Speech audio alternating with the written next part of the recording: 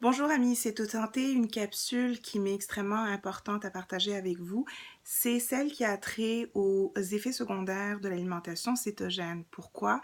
Parce que c'est une alimentation, oui, qui peut être très bénéfique, mais pourtant, on peut avoir des effets secondaires et il faut être averti et vigilant.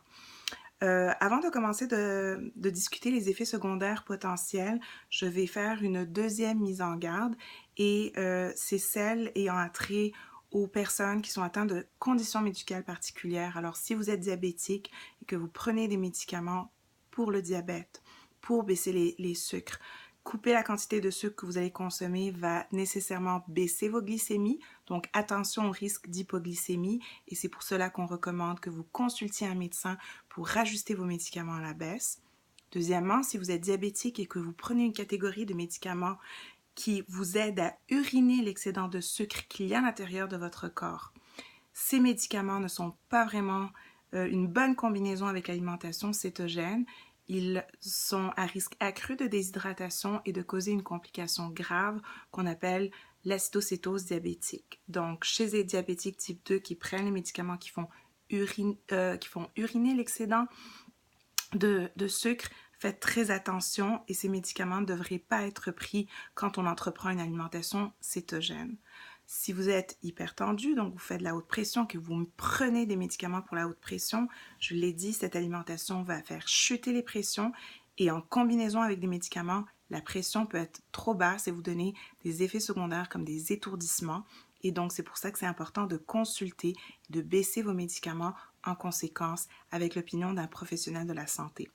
Finalement, n'importe quel autre médicament que vous prenez devrait être, je dirais, regardé de près parce que certains médicaments qu'on dit liposolubles, c'est-à-dire des médicaments qui peuvent se cacher dans nos cellules graisseuses, quand on perd du poids de manière importante et rapide, peuvent se redistribuer dans notre circulation, être en surdosage relatif et nous donner des effets secondaires.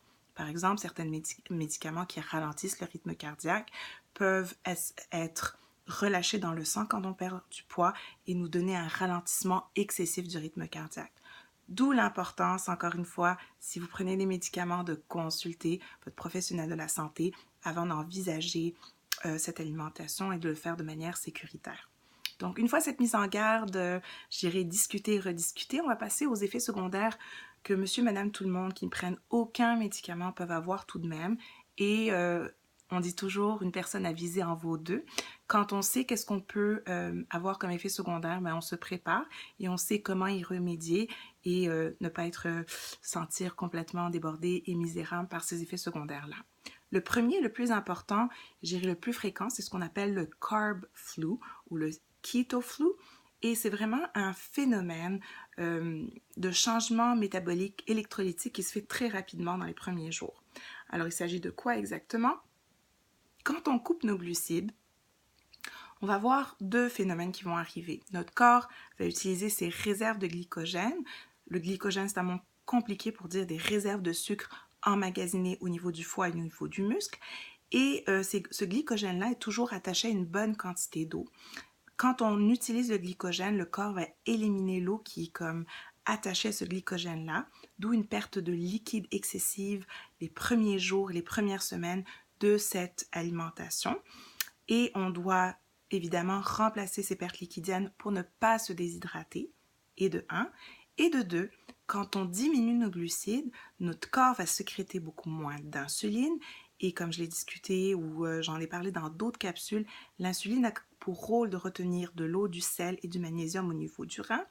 Et du coup, quand l'insuline baisse, on est moins capable de retenir de l'eau et du sel au niveau des reins et on est encore là à risque de se déshydrater plus rapidement si on ne prend pas une quantité de sel et on n'ingère pas une quantité de liquide suffisante.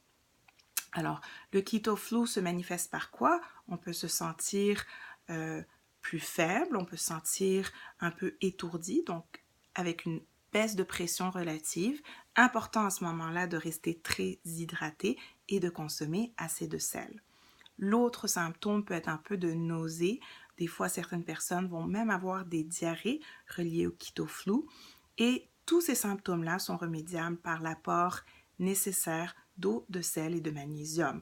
On vous recommande soit de saler vos aliments, boire de l'eau de manière importante, généralement autour de 2 à 3 litres par jour, ou prendre du bouillon salé, même du bouillon déjà tout fait peut faire l'affaire, mais idéalement du bouillon de maison si c'est possible. Donc ça parle du keto flu, mais je vais utiliser la même approche que pour les bénéfices de la tête aux pieds et je vais parler de la tête aux pieds de qu'est-ce qui pourrait arriver et à quoi on devrait s'attendre. Autre élément important, c'est la perte de cheveux. Quand on parle de la tête, c'est pas quelque chose qui va arriver immédiatement, c'est quelque chose qui risque d'arriver environ 4 à 6 mois après avoir adopté ce type d'alimentation. Et il faut réaliser que c'est pas relié à l'alimentation cétogène en tant que telle, mais plutôt à la perte de poids accélérée. N'importe quel type de régime, entre guillemets, qui nous fait perdre du poids, n'importe quel genre de stress qu'on peut vivre dans notre vie, comme un changement d'emploi, un accouchement, un déménagement, peut se manifester au bout de 4 à 6 mois par une perte de cheveux importante qu'on appelle en termes médicaux un télogène effluvium. Je peux vous rassurer que la perte de cheveux va durer pendant quelques semaines, va s'arrêter et on va récupérer les cheveux perdus. Deuxième chose au niveau de la tête, je dirais, c'est vraiment la bouche et la laine cétonique que certaines personnes vont remarquer. Notre corps, quand il utilise le gras comme source d'énergie, va produire des corps cétoniques. Ces corps cétoniques vont être utilisés par la majorité de nos cellules. Par contre, l'excédent va être éliminé par le corps à travers la respiration, d'où la laine cétonique, et à travers l'urine. Alors certaines personnes vont aussi sentir une odeur cétonique au niveau des urines et ça peut être incommodant pour certains. Alors on peut mâcher de la gomme sans sucre, on peut prendre des pastilles mentholées sans sucre et je veux juste vous rassurer que généralement c'est quelque chose qui rentre dans l'ordre au bout de quelques semaines de toute manière. Un peu plus bas, je vais parler du thorax et de la poitrine. Plusieurs personnes vont développer ce qu'on appelle un keto rash ou des petits boutons ou une éruption cutanée reliée à la cétose nutritionnelle. Alors, c'est pas inquiétant, c'est pas dangereux, c'est vraiment comme une espèce de réaction cutanée au corps cétonique dans notre transpiration. Alors, des fois, il faut juste prendre son mal en patience, s'hydrater la peau de manière adéquate, éviter de piquer, de se gratter. Mais si vous trouvez que c'est extrêmement incommodant, vous pouvez augmenter légèrement votre apport glucidique, advenant que votre objectif était d'être autour de 20 grammes, vous pouvez monter à 30 ou 40 et ça peut se résoudre. J'en ai fait l'expérience moi-même et généralement, je tolère très mal les baisses autour de 20. 30-40, ça va, puis mon rash cutané s'en va spontanément. Alors, toujours au niveau de la poitrine, on va parler du cœur. Certaines personnes s'affolent parce qu'elles vont développer des palpitations et ces palpitations sont un signe en réalité d'une déshydratation relative. Alors, super important de continuer à boire, peu importe, même passer la phase du keto flu, boire assez d'eau, prendre assez de sel, prendre des suppléments de magnésium. Ensuite, toujours au niveau du thorax ou du corps en général, les gens vont remarquer, certaines personnes, des bouffées de chaleur ou une sudation, une transpiration excessive. Qu'est-ce qui se passe quand on mange céto? C'est que nos mitochondries, nos petites usines d'énergie, comme j'aime les appeler, vont devenir ultra performantes. Elles vont utiliser le gras et elles vont produire énormément d'énergie. Alors ces mitochondries-là, surtout dans certains tissus spécifiques, vont augmenter en nombre et devenir plus efficientes et plus efficaces et elles vont produire tellement d'énergie qu'elles ne savent pas quoi en faire et elles vont essayer de s'en débarrasser en forme de température. Donc on va sentir qu'on a plus chaud et on va transpirer pour éliminer cet excédent-là d'énergie. C'est un signe que votre corps est devenu beaucoup plus métaboliquement sain et efficace, alors de pas vraiment s'en inquiéter si c'est quelque chose qui survient avec cette alimentation et généralement notre corps est capable de réguler tout ça encore là au bout de quelques semaines, ça devrait rentrer dans l'ordre. Un peu plus bas, on parle de notre ventre. Au niveau de notre ventre, la chose numéro 1 qui semble déranger beaucoup de monde, c'est la constipation. Encore là, 2 éléments par rapport à la constipation. La déshydratation relative, si vous ne buvez pas d'eau ou assez d'eau, si vous ne prenez pas assez de sel, ça peut mener à une constipation. Deuxième chose, le manque de magnésium. Si notre rein n'est pas capable de retenir autant de magnésium quand l'insuline baisse, on doit lui en fournir davantage à travers des suppléments et un manque de magnésium peut se manifester par la constipation. Autre chose, si vous étiez quelqu'un qui cherchait ses fibres alimentaires à travers les produits céréaliers, donc le pain, le gruau, etc., et que maintenant vous avez adopté l'alimentation cétogène sans aller chercher les sources de fibres adéquates, il se peut que vous manquiez de fibres. Alors, l'alimentation céto, c'est pas une alimentation faible en fibres, loin de là. Il faut savoir où les chercher. On parle de légumes verts, on parle de noix, on parle de graines particulières comme les graines de chanvre, les graines de chia, les graines de sésame. Généralement, quand on prend tout, un peu de tout, on ne manque pas de fibres. Donc, hydratation, magnésium, fibres et sel. Toujours au niveau du ventre, une complication ou plutôt un effet secondaire rare, c'est vraiment le fait d'avoir ce qu'on appelle une crise de foie ou une colique biliaire. Alors là, les gens vont se dire « Ah, c'est probablement à cause de l'excédent de gras ». Pas tout à fait vrai.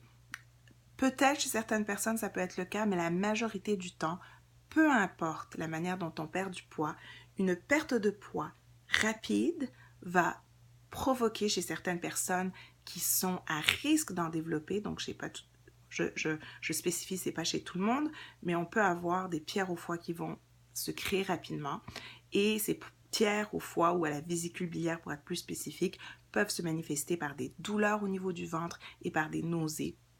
Si c'est le cas, toujours consultez votre médecin de manière rapide et soyez attentif aux symptômes physiques que vous pouvez avoir.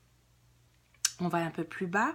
On a parlé de l'urine qui peut sentir plus fort à cause des corps cétoniques. Buvez beaucoup d'eau, l'urine sera plus diluée et moins odorante si cela vous incommode.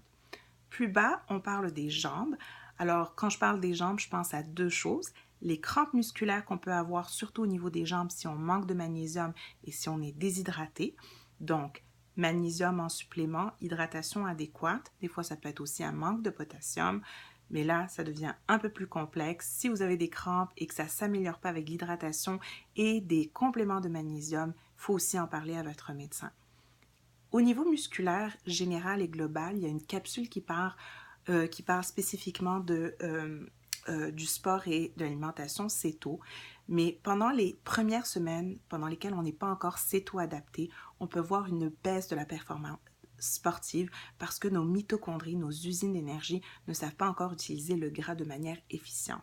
Mais généralement, c'est quelque chose qui s'améliore au bout de 4 à 6 semaines. Autre chose qui est un peu plus, je dirais, globale dans tout le corps, et je m'adresse particulièrement à ceux qui consomment de l'alcool régulièrement, c'est que plusieurs personnes qui mangent céto vont remarquer qu'elles ont une tolérance diminuée à l'alcool, c'est-à-dire avec une consommation plus petite, ils vont avoir le même effet au niveau de l'ébriété, donc devenir sous plus rapidement. C'est une bonne chose, ça nous incite à consommer moins d'alcool, et de 1, et 2, en sachant que certaines boissons alcoolisées vont un gros contenu glucidique, mais c'est un 2 pour 1. On est content à ce moment-là de diminuer la consommation d'alcool. Comme vous pouvez voir dans la liste des aliments recommandés, l'alcool, c'est vraiment à consommer en modération, puis il faut aller vers des alcools qui sont beaucoup plus faibles en glucides. Donc, je parlais des effets secondaires de la tête aux pieds. J'ai parlé du keto flu et comment y faire face en vous hydratant, en consommant du sel et en consommant du magnésium de manière adéquate. Et encore là, la mise en garde sur les personnes qui prennent des médicaments, spécifiquement les diabétiques, de faire extrêmement attention et d'avoir un suivi rigoureux pour ajuster leurs médicaments. Sur ce, je vous remercie pour votre attention. J'espère que cette capsule ne vous a pas découragé, mais juste assez informé pour que vous fassiez ce qu'il y a de mieux pour vous et pour adopter cette alimentation de manière la plus sécuritaire et informée possible. À la prochaine!